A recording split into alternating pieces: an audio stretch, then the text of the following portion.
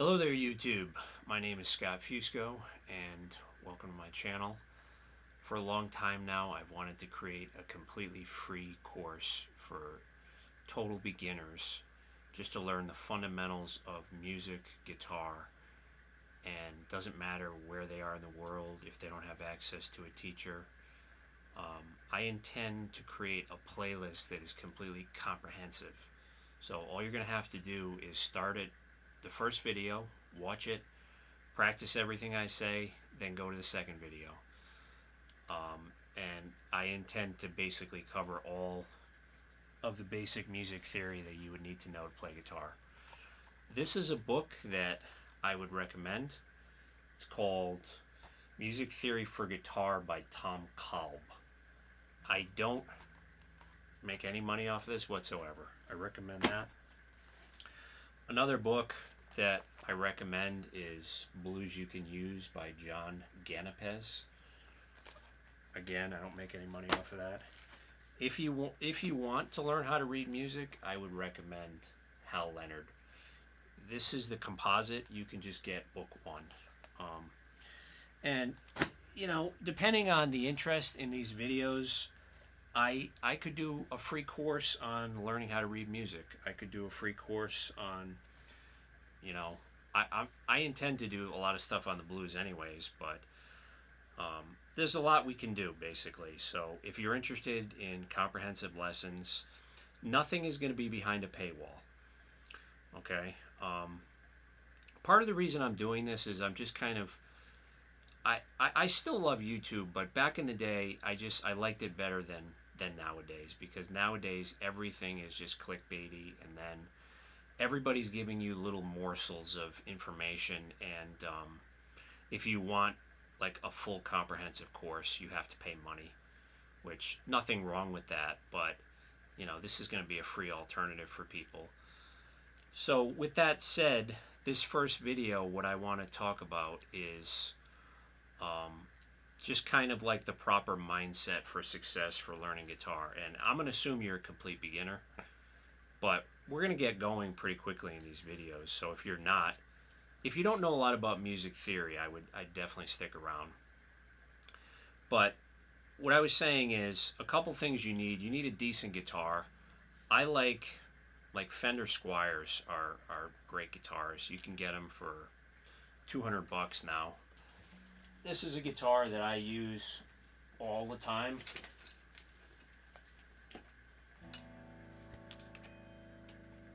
This is a Fender Mini. It's a Squier Mini. Yeah, I think it's a $175 guitar. It sounds great. It sounds very close to a Stratocaster. It's easy to play. So if you're a beginner, keep in mind that your fingers are going to hurt, your hands are going to hurt. Hopefully your wrist doesn't hurt too much. So when you pick out a guitar, one thing you want to think about is called the scale length. It's the distance from the nut to the bridge of the guitar. A smaller scale length is going to be easier to play. So if you have smaller hands, smaller fingers, I'd recommend getting a short scale guitar. This is about as short as you can get for a pretty decent guitar. This is 24 inches. A full scale Stratocaster is 25 and a half by contrast. So the strings are not going to be pulled as tight. It's just going to be easier to play. Now, going back to kind of proper mindset for success, I think when most people begin studying guitar, they don't really anticipate how hard it's going to be to learn, because you know nothing. You don't know anything about music. You don't know anything about the guitar. Maybe you never studied music in your entire life. Maybe you don't have any friends or family that play. I think the main thing that people underestimate about music is that when you take a class in school, it's academic. The teacher will explain things to you, and then you go home and you do your homework, which is all written out. With guitar, it's different.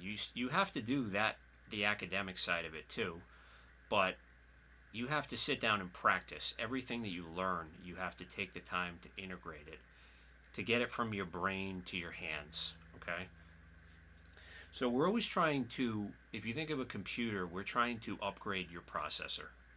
and the amount of RAM you have in your machine. We're trying to make it so that you react quicker.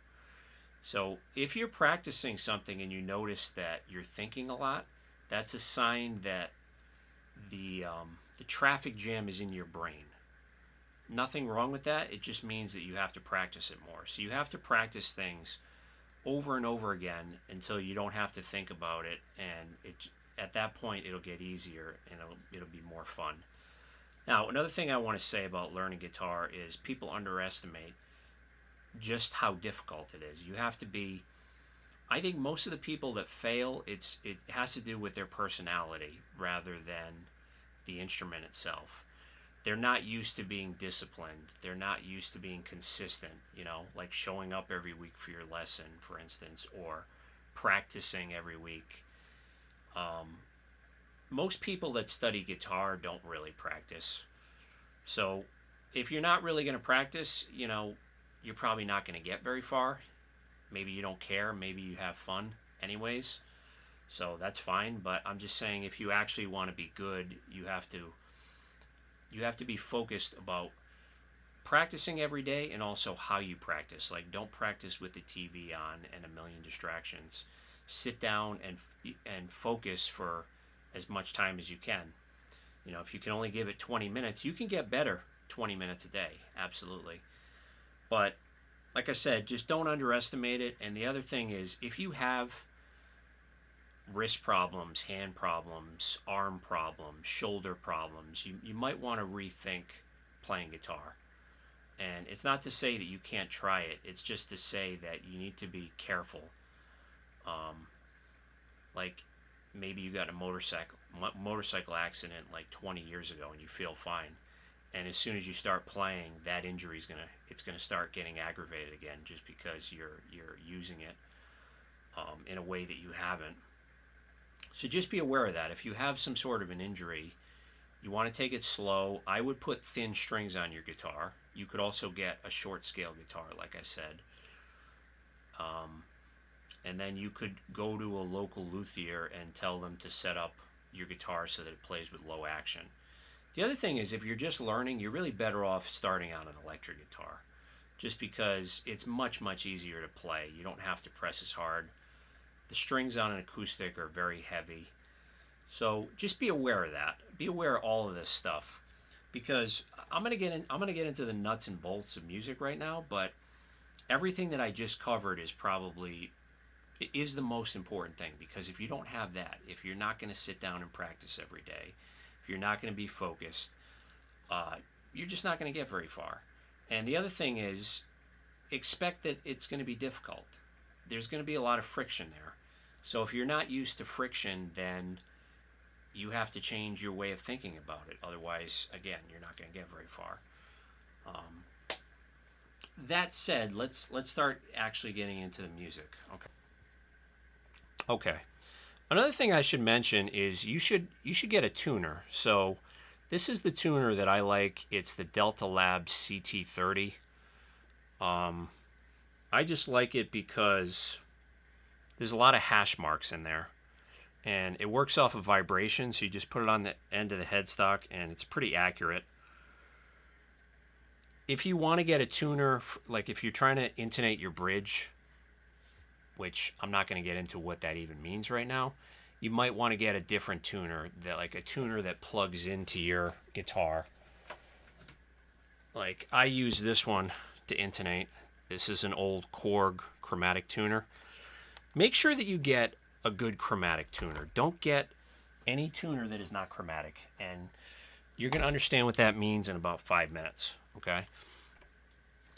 So the first thing I want to talk about is what we call the musical alphabet, okay?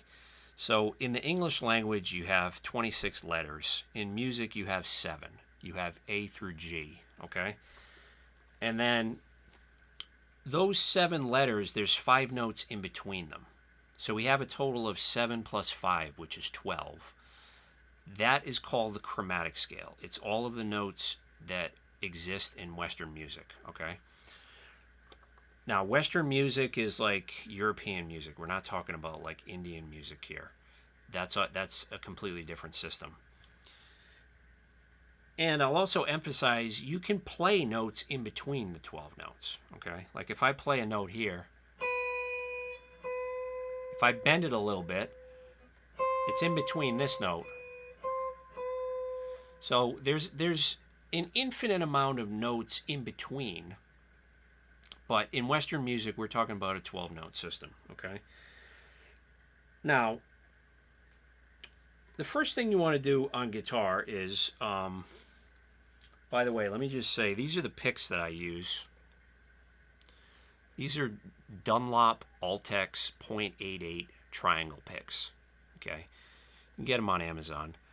What I like about these is if you get a pick that's too small, it's gonna rotate in your hand. So when you go to strum, it's gonna move around, okay?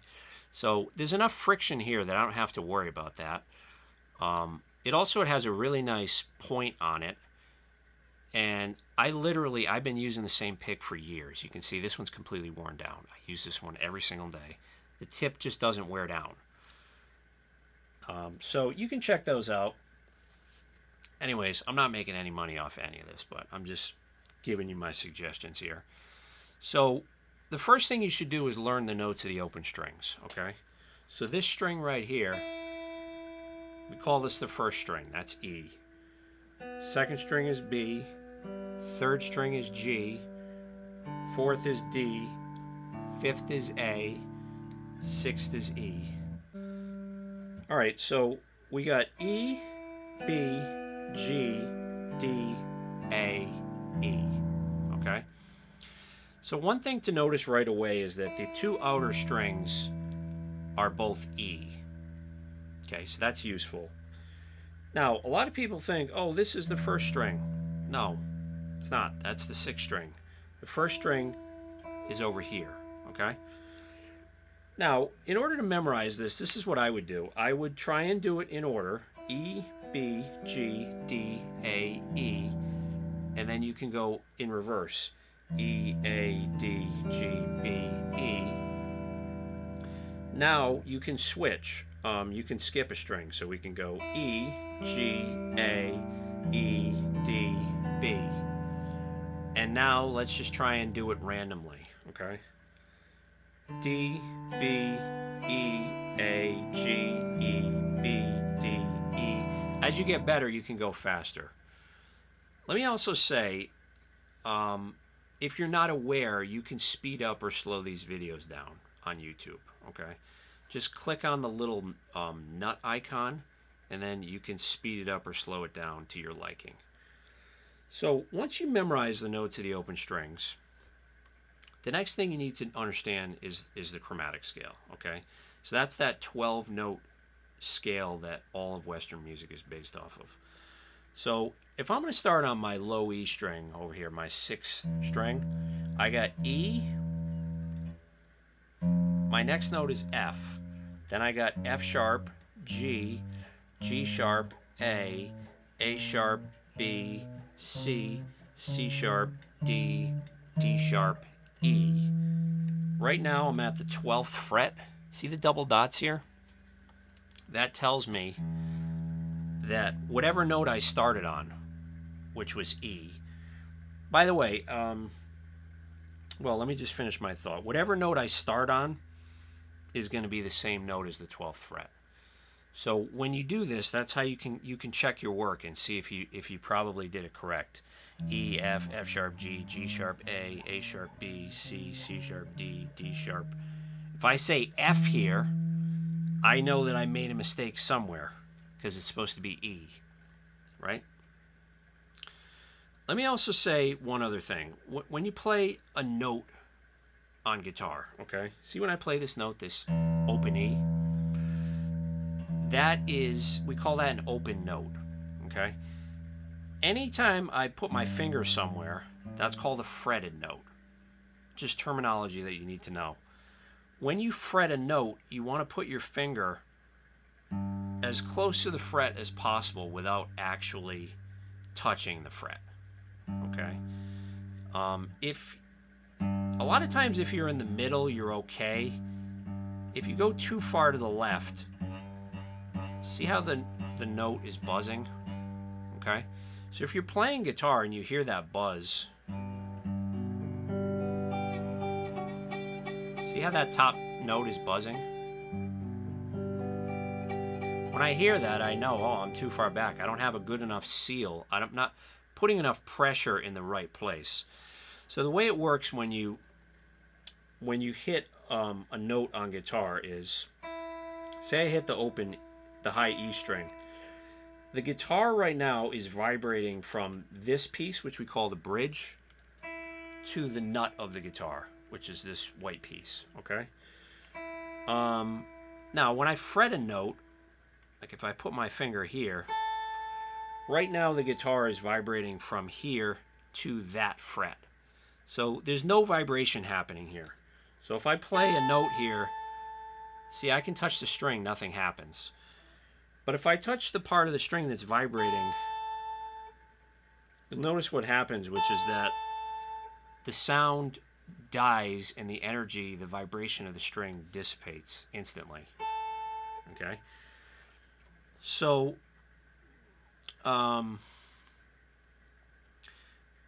here's what I wanted to say. Remember the notes of the open strings? Okay, so I said this was an E. When you play an open string, try to imagine that it's like there's an imaginary fret over here. This is where E is located, okay? Now, as I move to the right, I'm going to go up the chromatic scale. So I got E, F, F sharp, G, right? All the way up to E. Now, let me just say one other thing about producing a tone, okay? Say that I try to fret a note. If I put my finger right behind the fret, you can hear that the string is ringing and it's not vibrating. It's not bottoming out. If you hit a string and it's bottoming out, you can hear it buzzing. You can hear the vibrating part of the string is touching the fret at different places. That probably tells you that either your action is too low. Action is the distance between the top of the fret and the bottom of the string. So if you go to a good guitar tech, it's something that they measure using calipers. So you can be very precise with it when you figure out which action you like. But going back to tone production, if I play this note, again, if I'm too far to the left, you get a buzzing sound. If I'm actually touching the fret,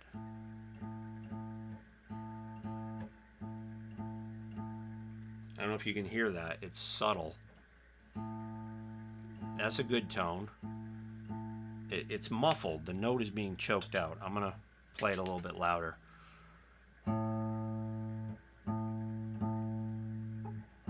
You hear that? It's not as bright. That one's more noticeable.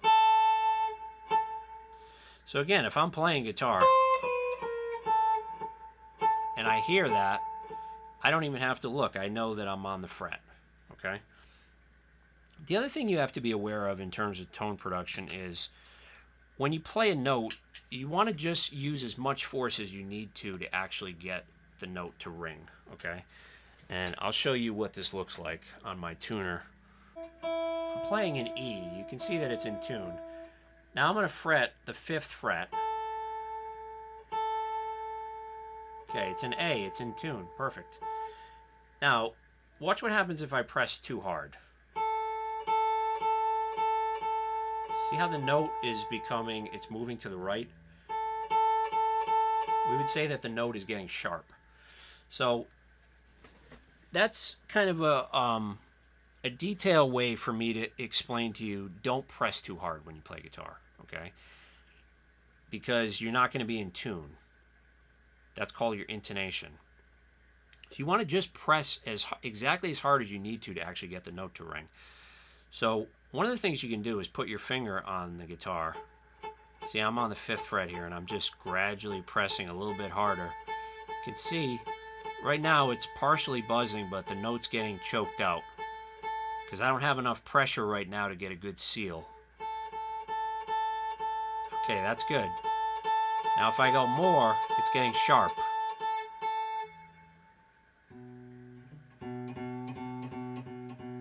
hear it's a subtle difference there. That's good. That's sharp. So just be aware of that. If you do get this tuner, the Delta Lab CT30, you can do the exact thing that I did and check your intonation. Now, if you do that and you're out of tune, it doesn't necessarily mean that you're pressing down too hard. There's other things that it could be, which I'm not going to get into in this video. There's a thing called bridge intonation. That's very common. So let's go back to what we were talking about before. Okay, so we got the alphabet and we got the chromatic scale. So think of it this way. You have 7 letters, A, B, C, D, E, F, G, and then there's 5 letters in between those 7 letters. We'll call those your 5 sharp notes. Okay, so 7 plus 5 is 12. And the easiest way to remember the sharps is just remember that E and B don't have sharps that exist as their own note within the chromatic scale.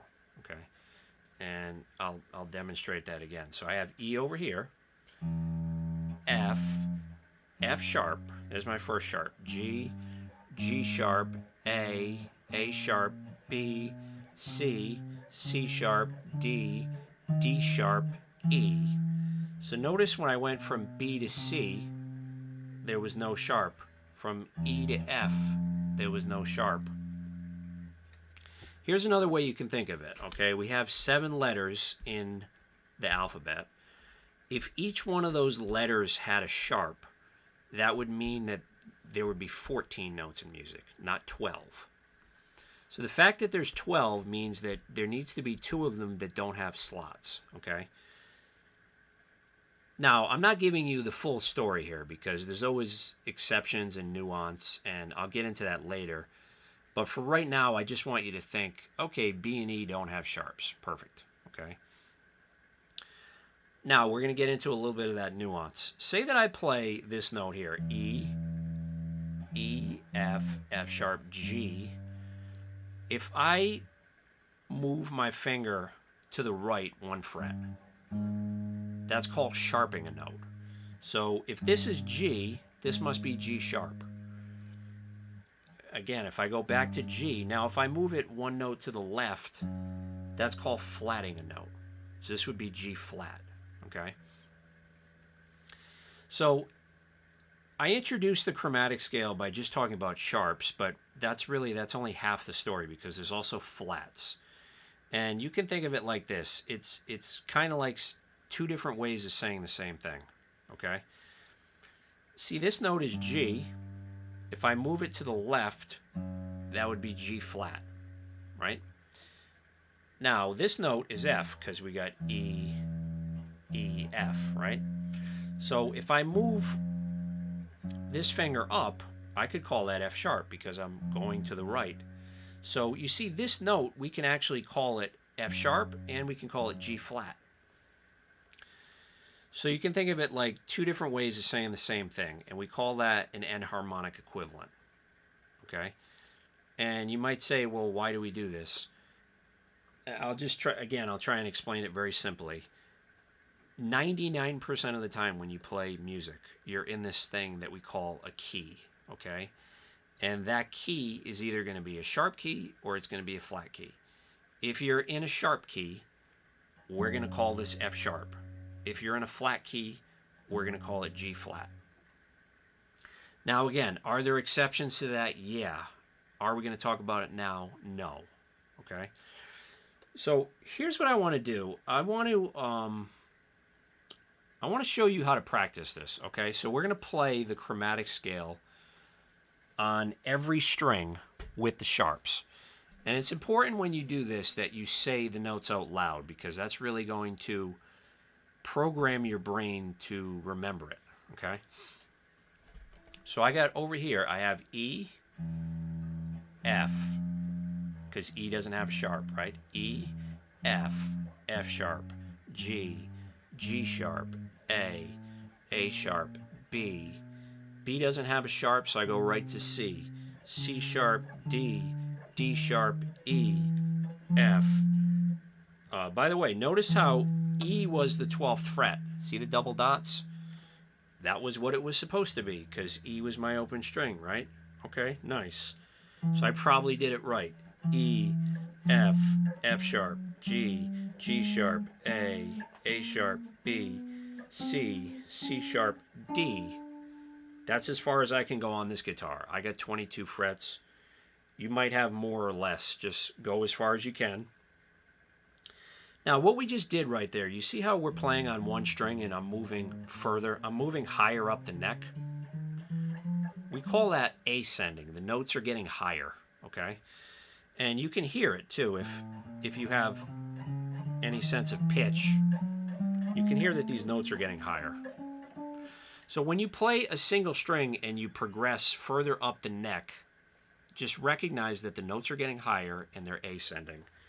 Now I'm going to go backwards and I'm going to descend. So I got D, C sharp, C, B, A sharp, A, G sharp, G, F sharp, F, E, 12. Perfect. I'll do it a little slower here. E, D sharp, D, C sharp, C, B, A sharp, A, G sharp, G, F sharp, F, E. Okay, there's my chromatic scale on the E string. Now let's go to the fifth string, the A string. And if you want, and you should try to do this when we're doing these exercises, you should try and pause the video, do it on your own first. Then you can go back and see how I'm doing it and check your work. But that way you're not just sitting there passively. You're trying to do it yourself first. So I got A sharp, B, C, C sharp, D, D sharp, E, F, F sharp, G, G sharp, A sharp, B, C, C sharp, D, D sharp, E, F, F sharp, G.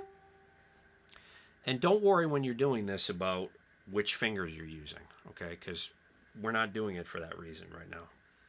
Going backwards, G, F sharp, F, E, D sharp, D, C sharp, C, B, A sharp, A. There's 12, that's good. G sharp, G, F sharp, F, E, D sharp, D, C sharp, C, B, A sharp, A. Let's go to the next string, D.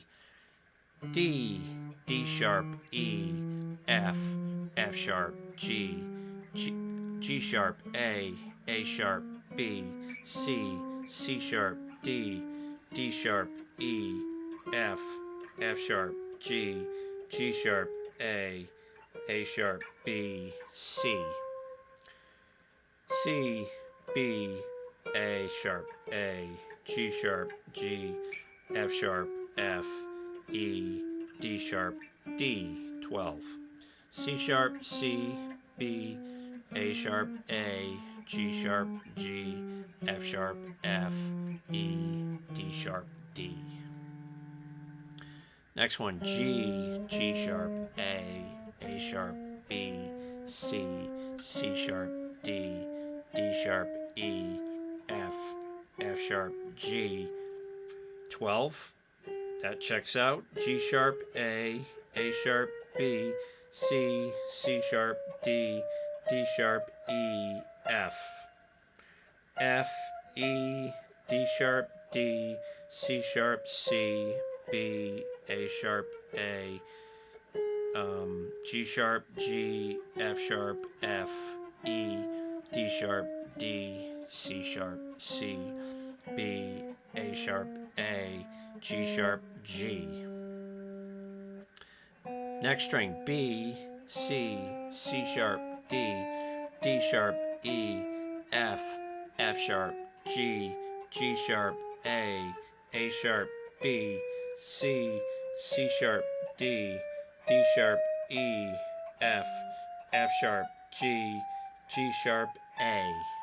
Descending. A, G sharp, make sure you're saying the notes.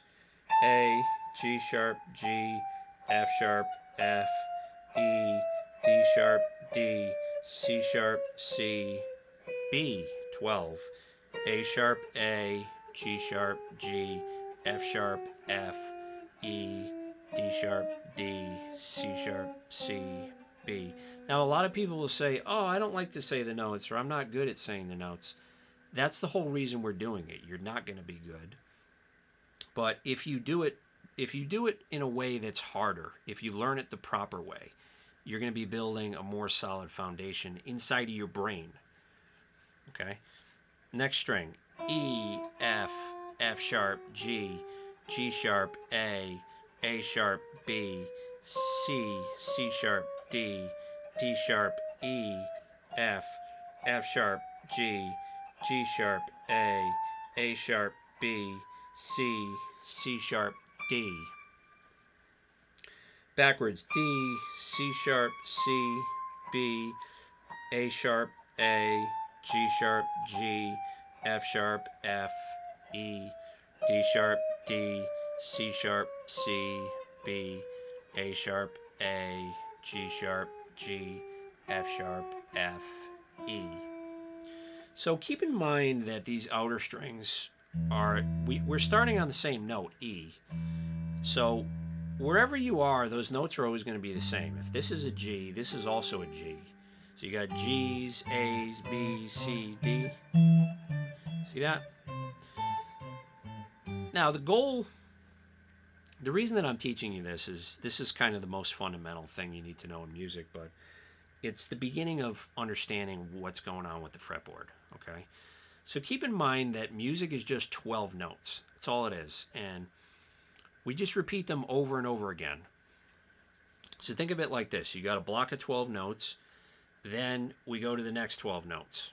And this is exactly how a piano is laid out. And I'll show that later. I'll have to edit that. All right, here's what I wanted to say about the piano. When you look at the piano, you have 2 black keys and then 3. And that repeats 2, 3, 2, 3. Now, to the left of the 2 black, this note is C. Everywhere you are, C. Okay? So if that's C, the alphabet is the white keys. C, D, E, F, G, A, B, C. That was 1 octave from C to C.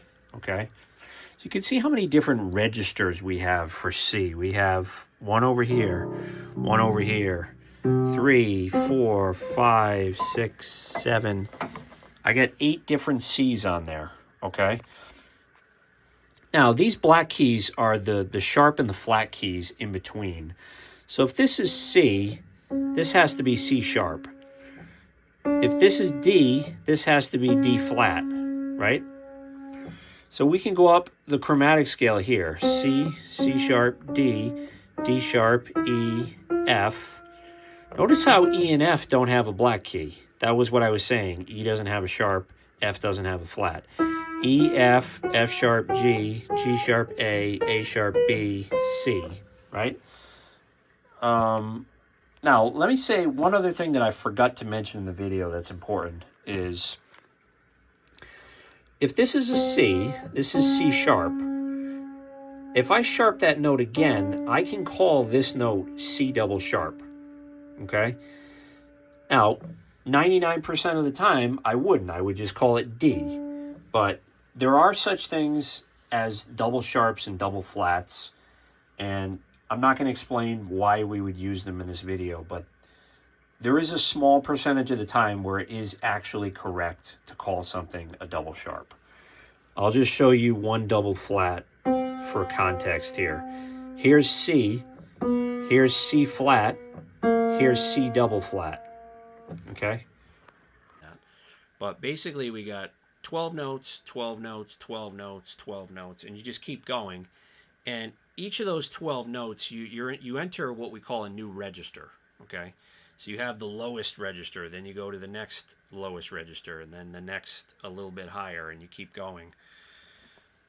So basically, I'm not going to go any more in depth with that for now, except to say that's basically how a guitar is laid out. But a guitar is confusing to understand, and this is why This is part of the reason that I'm doing this, is because we have to talk about intervals for you to really understand how the guitar works, okay? So if I'm playing E over here, this E is in a lower register than this E, okay? That's all I want you to understand right now. In reality, on the guitar, there's a lot of different places that you can play these notes. You can play E, E, E, E, E, E, E, E. There's E's all over the place, okay?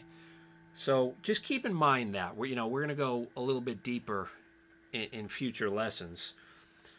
But what we just went through was we did the chromatic scale with the sharps, okay? So now what I want to try to do is go back and do the alphabet.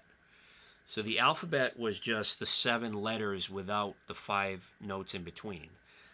So now that you can do the chromatic scale, you should be able to do this. So I'm going to start on E,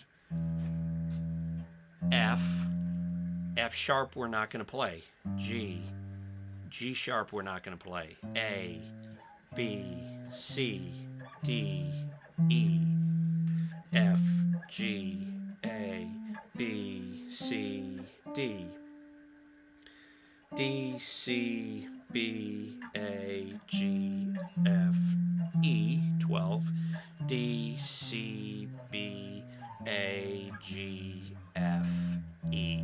Okay? Let's try the alphabet on the next one. A, B, C, D, E, F, G, A, B, C, D, E, F, G, F, E, D, C, B, A, G, F, E, D, C, B, A. Now, if you look at a keyboard or piano and you look at the white keys, the white keys is exactly what we're playing. The white keys are the alphabet, okay? And then the 5 notes in between are the 5 black keys, okay? So the piano is a much easier instrument to visualize than the guitar. So let's try the alphabet on the next string, the D string here. And keep in mind, don't hesitate to pause the video and try to do it yourself. D, E, F, G, A, B, C, D, E, F, G, A, B, C, C, B, A, G, F, E, D, C, C, B, A, G, F, E, D. Next string, G, A, B, C, D, E, F, G, A, B, C, D, E, F, E, D, C, B, A, G, F, E, D, C, B, A, G. Now, if you're getting confused with this, just keep in mind that B and E don't have sharps. So, like, see how I'm playing B? I'm on the second string here. C is going to have to be the next note, right? Because B doesn't have a sharp. So every time you hit a B and an E, just remember that. So B, C, D, E, F.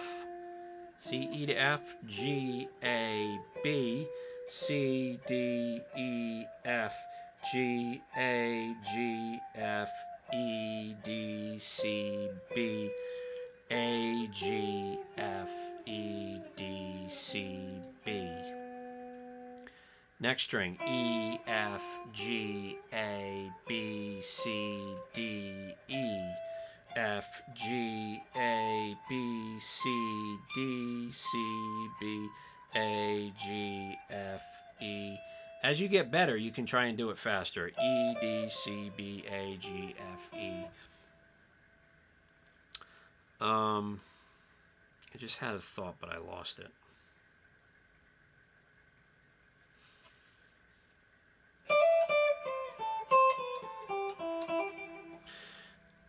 Okay, that's okay. I lost my thought. What I was going to say is this is a great way to begin learning the notes on the fretboard. If you want to be a competent guitar player, you need to learn all the notes on the fretboard. And it seems really hard, but it's not that hard if you do what I'm telling you to do. This is the first step to learning it.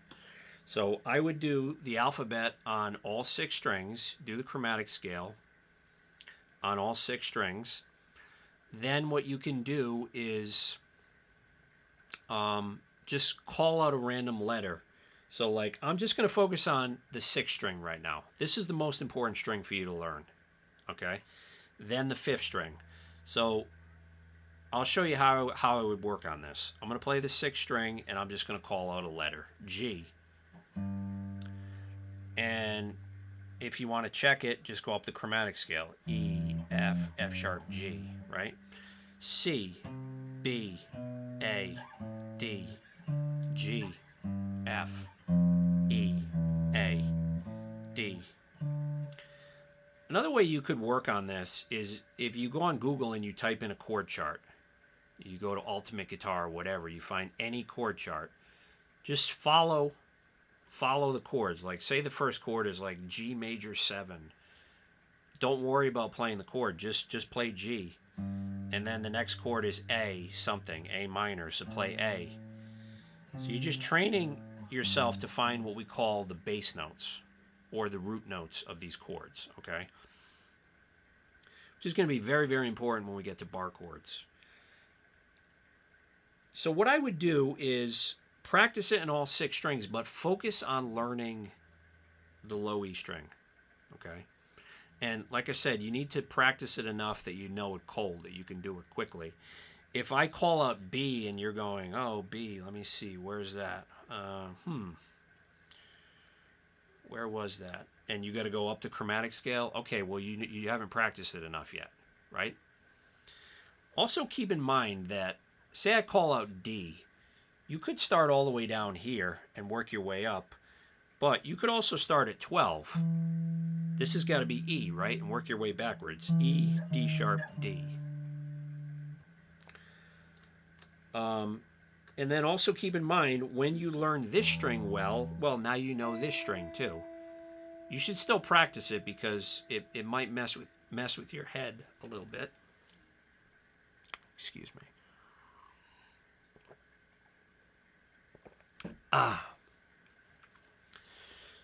But, like I said, if this is a B, this is a B. So G, C, F. And you can start off just 0 through 12 if you want, and then eventually you can try and do the whole thing. Let me just say one other thing. Say I play an E, and then I go up 12. That's called an octave. I'm playing the same note in the next register. It's called 1 octave, okay? Now, I don't have enough frets on my guitar, but say that I had 24 frets. There's another E up here.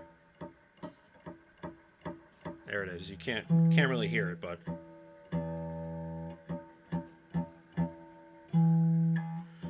so if some people have 24 frets, you can play 2 octaves on 1 string, okay? I can't. I can play almost 2. I can play 1 full octave and then 10 frets. Now, your guitar, when you go from the low E string to the high E string, that is a 2 octave jump that you just made. It would be equivalent of going all the way up here and then all the way up here and playing this note, except this note is on this string. It's the same note. If I was playing on the keyboard, it would be located in the exact same part of the keyboard, okay? That's a whole nother thing that I'm going to get into probably in the next video. But let's just wrap up what we're talking about today. So I want to do the chromatic scale with the flats because you need to know this as well. So keep in mind when we learned the chromatic scale with the sharps, we said B and E doesn't have a sharp, right? Well, if B doesn't have a sharp, that means that C doesn't have a flat. Follow me? And then if E doesn't have a sharp, that means that F doesn't have a flat. So here's what it looks like. E, F, G flat. G, A flat, A, B flat, B, C. See how there's no C flat? B, C, D flat, D, E flat, E. There's 12. F. See how E to F, there's no F flat? E, F. G flat, G, A flat, A, B flat, B, C, D flat, D. D, D flat, C, B flat, B, B flat, A flat, G, G flat, F, E.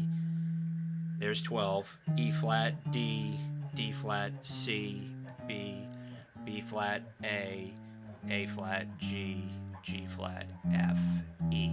Right? Here's what I wanted to say. Something that trips up a lot of people is they can say the alphabet ascending, but they can't say it descending. So make sure that you practice this. Say the alphabet going up, A, B, C, D, E, F, G, then try and do it backwards. G, F, E, D, C, B, A. G, F, E, D, C, B, A. Okay? Just practice that and get it quick. Okay? Some people get it really quick, other people don't. All of this stuff that I'm talking about, by the way, if you just stick with it, like perseverance is the most important thing. Just put in the work, do the reviews, practice it as many times as you have to get it to sound good. The other thing is, realistically, if you're a total beginner, you probably should have a private teacher if you can afford it. And I'm not sure what I'm going to do with these lessons. If there's a demand for it, I might set up some sort of a correspondence system where we use these videos as a curriculum, and then you pay me a small amount of money every month, and then you post videos, and then I can actually respond and give you feedback. Because that's the only problem about learning completely on your own as a beginner. Very, very difficult to do. I'm going into an incredible amount of detail just to try to give you every piece of information that you would probably need to know, but it doesn't mean you're going to absorb everything or understand how to integrate it right away. Okay? So, like I said, if there's a demand for it, maybe you can leave like a comment on the video for now. And I don't know, maybe I'll do that at some point. Just so you can kind of get feedback, and it wouldn't be as expensive as taking actual lessons with somebody. It's also not going to be as good, to be frank, as taking lessons with somebody, but it's better than doing nothing, because at least you would get some feedback. The other thing about, if you do decide to go the route of getting a private teacher, this is one of the tricky things about it, and why I'm doing this is there's a great divergence between the quality of private teachers. Some of them are great, some of them are terrible. Some of them can play great but can't teach. Some of them are good teachers but they can't play. It's very complicated, okay? And as a beginner, you're not going to be able to evaluate people on your own. Let me get back to what we were talking about, though. So we were doing the chromatic scale with the flats. We're on the A string now, okay? A, B flat, B, C, D flat, D, E,